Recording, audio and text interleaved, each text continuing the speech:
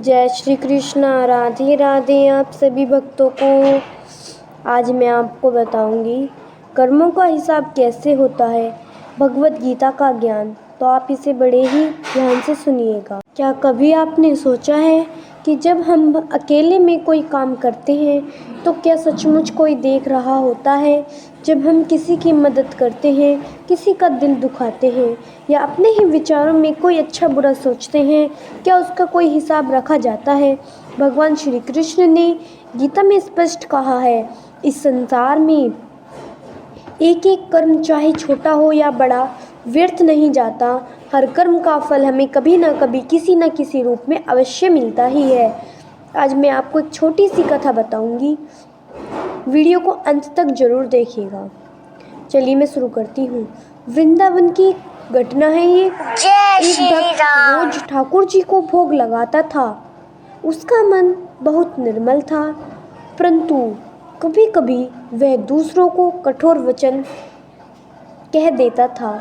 एक दिन उसने कृष्ण से मन ही मन प्रार्थना की, प्रभु मेरे कर्मों का हिसाब कैसे होता है?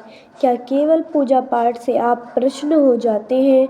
तब रात को उसने स्वप्न में देखा, दो सुंदर दिव्य पुरुष उसके सामने खड़े हैं। एक के हाथ में सुनहरी किताब और दूसरे के हाथ में काली किताब। सुनहरी किताब में लिखा था, तुम्हारा एक भूखा को भोजन देना, एक दुखी को सांत्वना देना और प्रभु के नाम का स्मरण करना। काली किताब में लिखा था, तुम्हारा किसी को अपशब्द कहना, किसी की निंदा करना और मन में घमंड करना। फिर आवाज आई, मनुष्य के हर कार्य का हिसाब ऐसे ही रखा जाता है, जब तक अच्छा बुरा संतुलित न हो जाए तब तक आत्मा को शांति नहीं मिलती।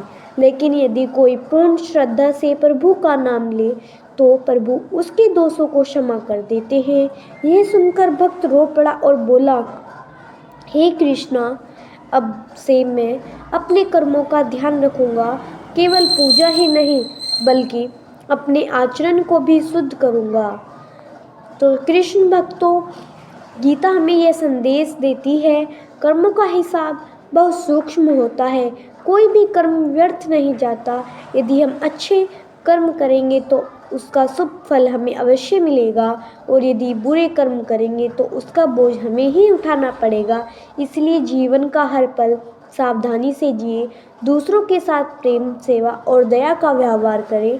याद रखिए, भगवान के दरबार में दीक्षित नहीं चलती, वहाँ केवल कर्म और श्रद्धा चलती है। आज से यह संकल्प लें कि हम अपने हर छोटे बड़े कार्य में भगवान को साक्षी मानेंगे, तभी जीवन सफल होगा और आत्मा को शांति मिलेगी। अगर आपको यह कथा अच्छी लगी हो तो इसे लाइक करें, कमेंट में जय श्री कृष्णा लिखें और इसे अपने दोस्तों या परिवार तक जरूर पहुंचाइए, ताकि हर कोई समझ सके कि कर्मों का हिसाब कैसे रखा जाता है। जय श्री कृष्णा। राधे राधे।